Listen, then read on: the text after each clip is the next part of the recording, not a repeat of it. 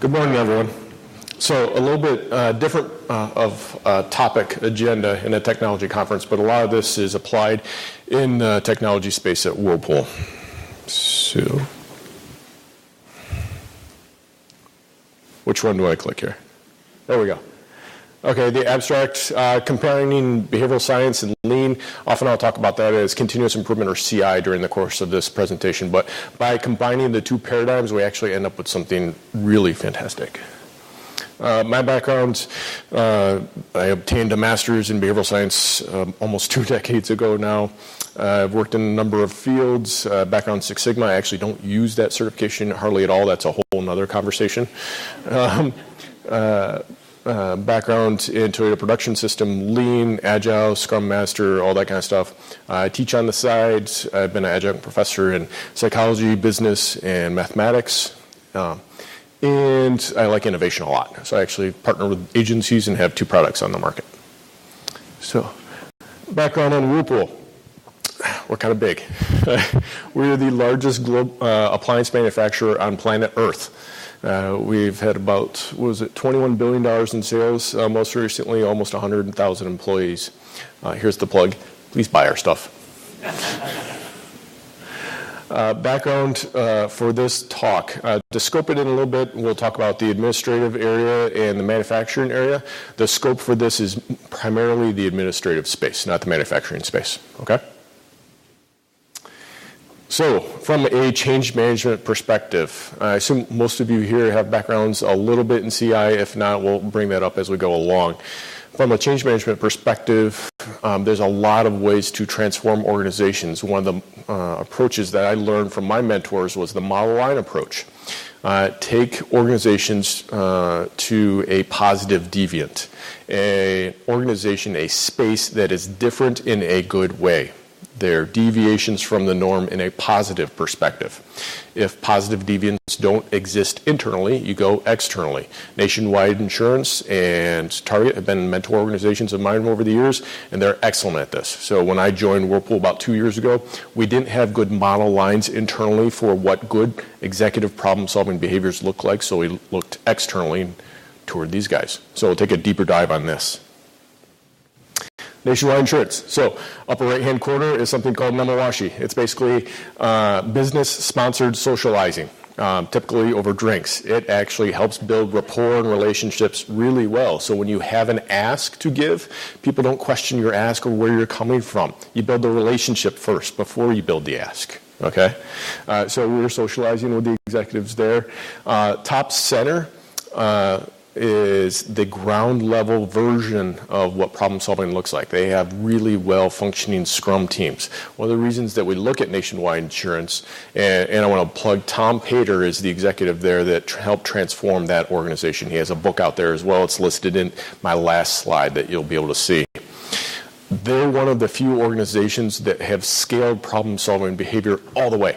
So when we look at CI systems and how they succeed and often how they fail, they focus on frontline staff behavior only. So we have frontline staff, manager, director, vice president, C-suite. We have a whole layer of the organization where we need to develop problem-solving behaviors and transform, and yet we tend to focus just on the frontline staff area. Nationwide's been excellent at cascading that all the way up and down. So what you see in the bottom center is the CIO's visual management system, where he huddles with his direct reports twice per week to lead his team. By the way, to scale Nationwide a little bit, they're a giant IT shop. They have 8,000 people in IT. Their annual spend is $1.4 billion just on IT. They've pulled this off at scale for over 10 years. So that's why I look to these guys as a model line. They're doing it really well. Okay, so go there, see what better possibly looks like, and see if people like this version of better. That is a genuine question as well. Some people might not like what they see here. Another example, if you're not familiar with them, Target does IT really well. So they've had some problems in the past. They had some turnover based on some data breaches and things like that. New CIO comes on board, sees this little agile Scrum team, how they're outperforming, doing better code faster, cheaper, with happier staff. Tell me those aren't attributes that you want. Why aren't we doing this everywhere, is what the new CIO asks.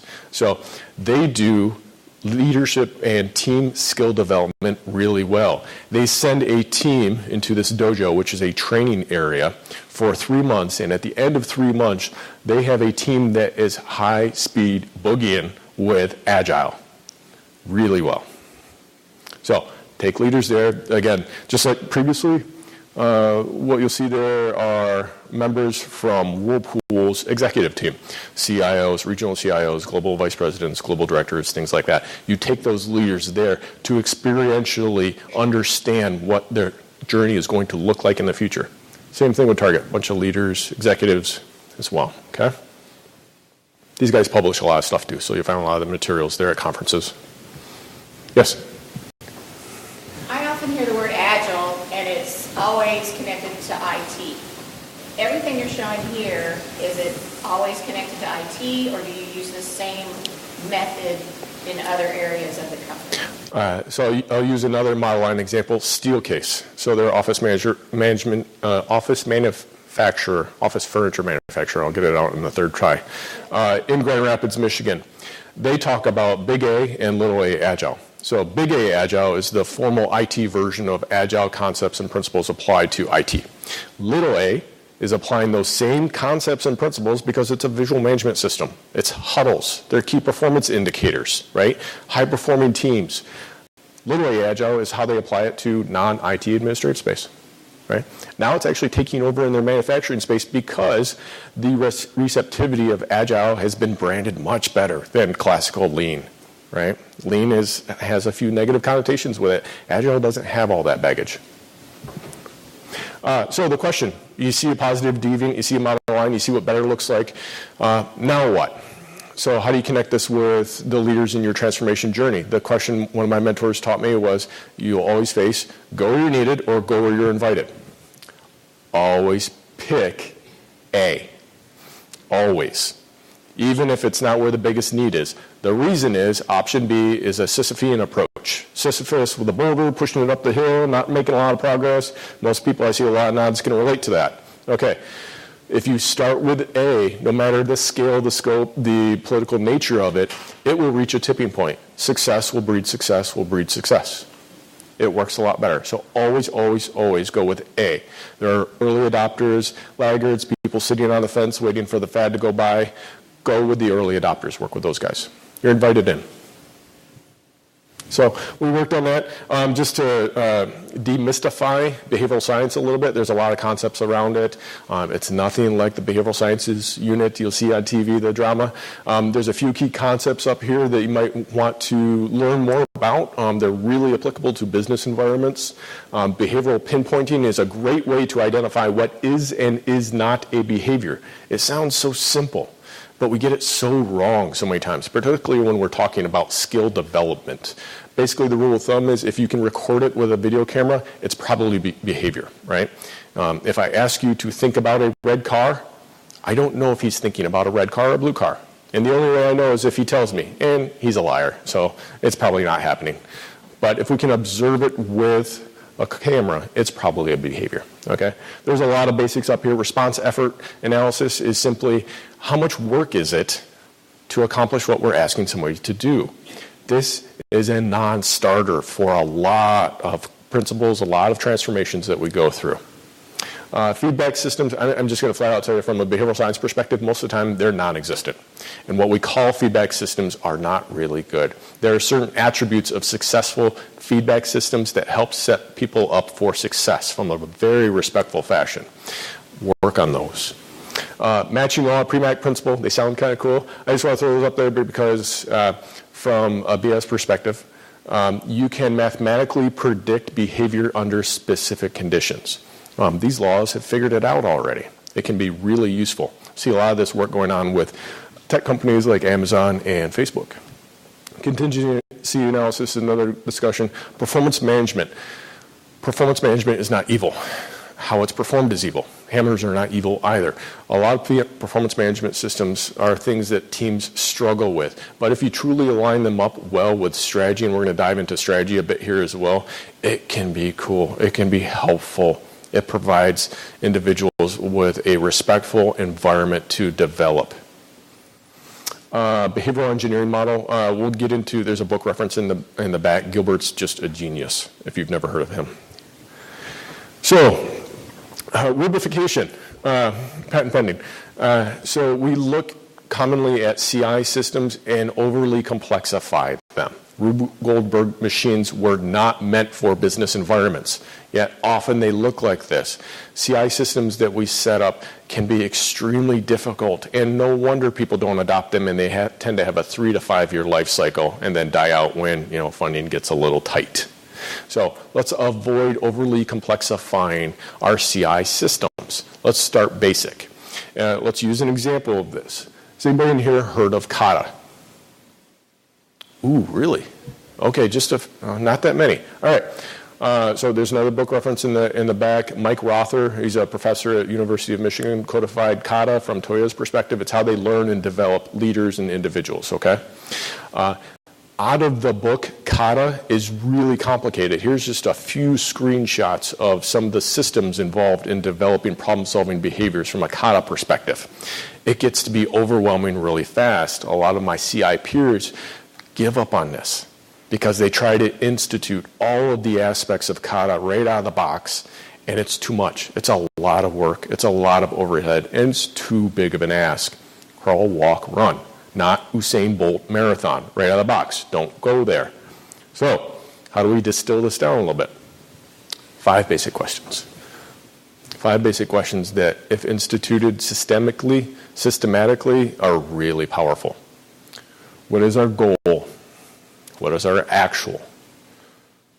The difference between where you're at currently, your actual, your current state, and your goal is a gap.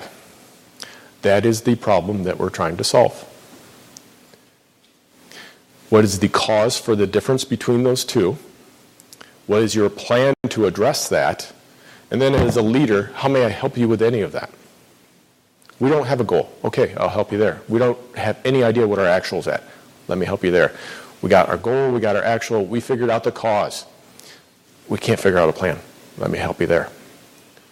The 5th question is powerful, should be asked every single time by a leader. What if every meeting you ever walked into, the format for every discussion you ever had, followed this? Not only your IT discussions, but your meetings with HR and finance. Here's where we're at with our goal. Here's where we're at with our actual. Can you imagine how powerful that would be? That simple framework to follow. This is teachable. This is teachable quickly. Let's practice what we preach. Here's an example of the Kata questions applied to strategy in one segment of IT at Whirlpool. And so we talked about the problem from a CI perspective. Our goal is to have 800 problem solvers using a CI approach to problem solving. And just a bit of context, I've heard different discussions about journey maps or climbing the mountain and things like that. I think semantically the definitions are used in a variety of different ways, but I'll discuss it this way. Current state, where you're at today, climbing out the mountain, perfection, ideal state. What does perfect look like? Future state 1. What is one step closer to perfection? Future state 2, future state 3, and so on. Iterating as you reach or pursue perfection. To use a healthcare example, Seth, are you in here? No? Oh, he said he was going to join. Seth, this guy just interviewed me for this conference. So he said he was going to be here. I'm going to have to call him out on that later. Healthcare example, current state. Maybe 15-minute wait in clinics. Is that about fair? 15, 20 minutes, sometimes, unfortunately, an hour. Ideal state. What's ideal state for wait time in a clinic? Anybody? 0. That's right. Here's the thing. When I do this with people, they often say 5 minutes. No, that's less bad. That's not more good. Ideal state. How long do you want to wait? I don't. I want to wait 0 minutes, right? Okay, well, going from 15 to 0 is probably a big leap. Can we go from 15 down to 10, and then to 5, and so on? Right? You can start to see the parallels for any of your key performance indicators. But even using that basic language, current state, ideal state, future state 1, is something we have to develop with our leaders so that they can discuss it in the same way, with the same language.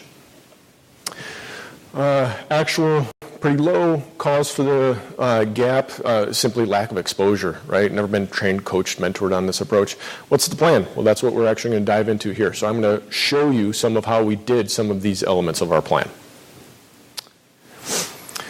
So this is largely pictorial presentation. I had to get a lot of approval for this. So perfect day strategy session. I really, really enjoy this. This is something I've been mentored on and developed over the years. It's a scalable workshop from 2 hours up to 8 hours to run with the executive team. In here you'll see, again, regional CIOs, global executives, global directors, things like that. And they try to define what is perfection from our customer's standpoint and our employee's standpoint. Where are we at today as compared to that? What's one step closer? Doing that and getting alignment from all the executives on that is huge. Getting them to leave a room after 2 hours with perfectly lined up KPIs and actions they're going to take towards that, wow. Well, that's just one example. Here's, by the way, what we call a journey map, or climbing the mountain up towards perfection. The graphic actually works really well. That's what's on the paper on the wall when leaders leave the room. And actions on how they're going to get to current state 1, current state few, 2, things like that. Here's another example. Flew down to Mexico, met with the president of our Mexican region, his direct reports, chief operating officer, CIO, CHR, all that, ran the same exercise there. This is highly participatory. So on the right-hand side, you will see the president as the scribe drawing out the mountain with his team. This works. We had multiple CI facilitators throughout the administrative space of Whirlpool. Let's teach them how to do this. And then they can run with this with the HR department, the finance department, the legal department, and start having a common language across all of our administrative space.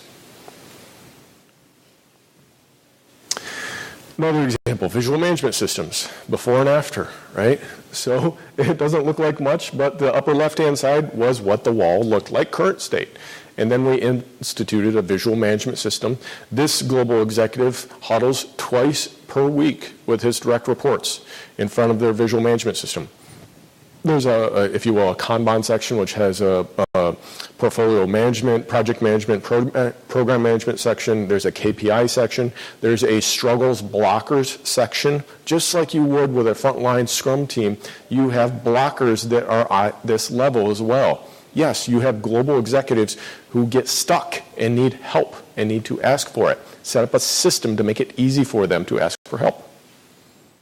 There's another example. Regional CIO. Her Obaya. Obaya is a Japanese term for visual management system room, right? That directly translates to large room. In this case, it's a small room, but we'll forgive her on that one.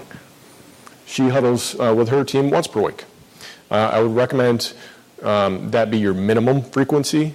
If it's once per month, stuff gets stale. People forget the behaviors that they're supposed to use. It turns out to be very problematic. Obaya, IoT. Anybody here dealing with Internet of Things? Some of you? Okay. So it turns out some folks want to be able to turn on their dishwasher remotely using an app on their phone. They want to turn on their phone and know, or turn on their oven and know what settings are proper for the turkey. They want to get notifications when their laundry is done, things like that. We're working through connecting our devices, right, to the internet. One of the struggles with that is it's the demand for connecting devices is increasing exponentially for us, and we're slow at it. One of our struggles is our product development lifecycle, as thorough as it is, as well documented as it was, IoT was an afterthought. Okay, we're going to build this great dishwasher. Now connect it to the internet for us. Wasn't working out so well. And this was a big hot button deal. So we did a standard approach. We ran a 3-day Kaizen event. There were a lot of key performance indicators that came out of there. You'll see a 6-box value stream on there. I like short value stream maps. I've dealt with 100 feet long value stream maps that take on a life on their own, and it adds no value at all. 6 boxes. Describe it as simply as you can and no simpler. So what I'd like to highlight down there is we flew people in from all over the globe for this 3-day Kaizen event, if you will. I like to do events by exception. Don't do them on a regular basis. That's not a daily problem-solving system. It's an exception-based system. And what we came out of with all those global leaders was 72 ideas for improvement. It's not a bad backlog to have. What do you do with that now? Well, set up an Obaya, set up a visual management system room to work through all of those ideas to make it better. We did that and accomplished that in about 6 months. A lot of these event-based approaches, after 6 months, they're still talking about their backlog. This actually worked out really well. And by the way, the individuals that huddled in this room were all over the world. You can virtually do it. It works out just fine. And there's digital backups to the paper on the wall as well. You don't have to worry about stuff falling off the wall. Okay? So it's an extremely effective approach. Skills matrix. How do you develop skills? There's actually a really robust system out there. I've done other talks on just this alone for over an hour. A skills matrix system approach is really simple. We don't talk about skills well together. We don't use the same language together. So all skill development systems have the premise of some type of levels, right? This is a level system that's very respectful. And by the way, level 4 is very intentional. Level 4 is not expert. Expert's 3. Level 4 here is designed for a coaching development system, a mentoring system, right? It doesn't matter if you've done the work 20 years, that makes you level 3. When you've developed somebody well, that's level 4. That's what makes it systemic. So we take these 4 levels, apply them to individual skills, throw them in a matrix design. I'm throwing up here the whiteboard version, not the electronic version, right, for a good reason. You put the skills along the top. You put the individuals' names along the vertical. Where they meet is the fluency wheel itself. Green is your current fluency level. Red is your goal. Goals are relative. Not everybody needs to be up to a level 3. Some people just need to be conversant with something. Level 2 is fine, right? Goals are all relative. Tying them back to your strategy makes this a healthy system. How many people do we need to really have IoT skills, cloud skills? How many AWS people do we have? Maybe we should be intentional about that. Oh, ROI is about to retire. He's the only level 4 that we have for that skill. What are we doing about that today? This gets into succession planning, career mapping. And this is just the fun one. How am I doing on time? Anybody? Nobody's telling me? Okay. I'll look that up myself. All right. I got 5 minutes-ish? All right. Just for fun, we had innovation days and innovation hackathons and stuff like that. We thought, what if we had a process hackathon? And I had no idea what that meant, so we worked together to figure out what a process hackathon would be and how you would do that in a global organization where people aren't physically on site. We pulled it off.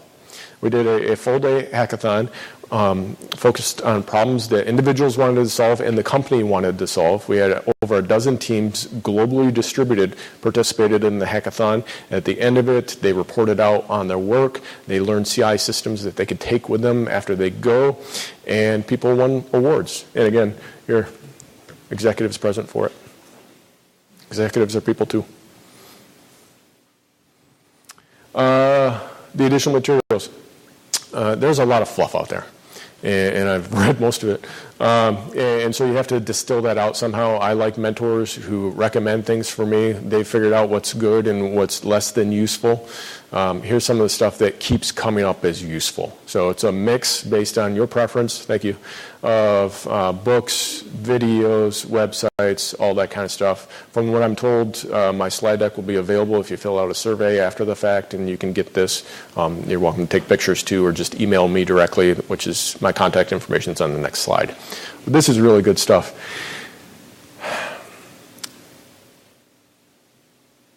Managing to Learn is an excellent book for, that's weird. We're a Google Slides shop, not a PowerPoint shop. So when I converted this to PowerPoint, I think a few things got messed up here. So that shouldn't all be AAAAA. Indexing that way adds no value.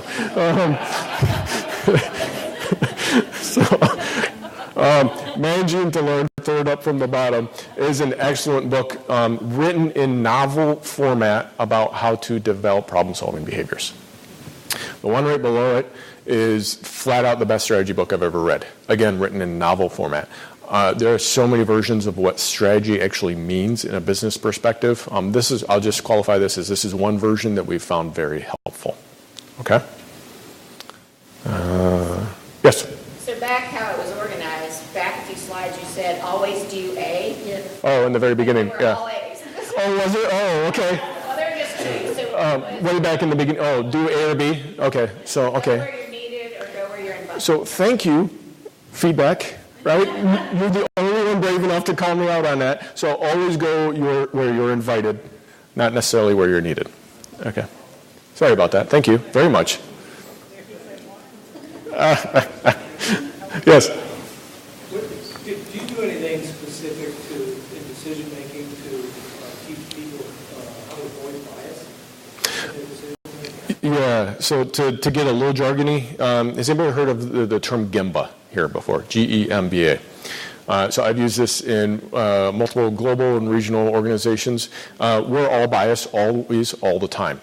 So the idea is how do we get as close to the truth as possible, knowing that truth is relative. I would say that the customer's truth is the most truthful. And what we've done before is Gemba walks. Literally, Gemba is another Japanese term that translates to the real place where work actually happens. So tell me if you can relate. Why does this person always do this? Why don't they do this instead? This is smarter. Why do they keep doing this? Because they're a reasonable, rational human being. And if we don't understand why they're doing this instead of what we recommend, let's show them respect. Go to their environment, to their context. To use a healthcare example, if you have clinicians, doctors, and nurses who are not using your EHR, electronic medical record, or health record the way you suggest, get out of the conference room, go to their environment, show them respect, see their context of how they're using this on the fly in between multiple patients, multiple contingencies going on there, and see the truth from their perspective. Every time I've done this, and I take the executives along with me, and when they don't want to go, I just say, please go on faith. If you learn absolutely nothing from this, I'll never ask you to do it again. Fortunately, that's always played out well. But they learn so much by seeing the context of, if you will, the user's environment. Same type of thing with HR systems, things like that. You go into HR, you see how they use it, you see all the sticky notes of all their passwords all over their monitor, right? All the diagrams that they're using, all the databases that they're using to reference, right? That context of that information in that person's Gemba is not only insightful, but you show those people profound respect by going into their environment instead of dragging them into yours. Other questions? Yes? Any recommendations for the narcissistic or insecure executive? Yes. So I consider those people too. And the one thing that comes up quite a bit is how do we get such and such lined up with our strategy or our goals? I want my goals to be as important to them as their goals, right? Start with theirs. So when I'd show up to clinics and the patent line was, I'm from corporate and I'm here to help. That's a good way to get kicked out of anywhere, right? I wouldn't start with, this is what corporate wants you to do. I would start with, what are your struggles, sir, ma'am? What does better look like to you? Always start there. It turns out whatever they come up with will always line up with the corporate strategy. You might have to help connect the dots. So I would say even people that were unfortunately labeling narcissistic or self-serving or things like that, sometimes even toxic. Try to find out why. What are their needs? What are their struggles? What are they trying to accomplish first? My default is to always treat people as humans, and if I don't understand what's going on, the onus is on me to understand it. Other questions? Time check?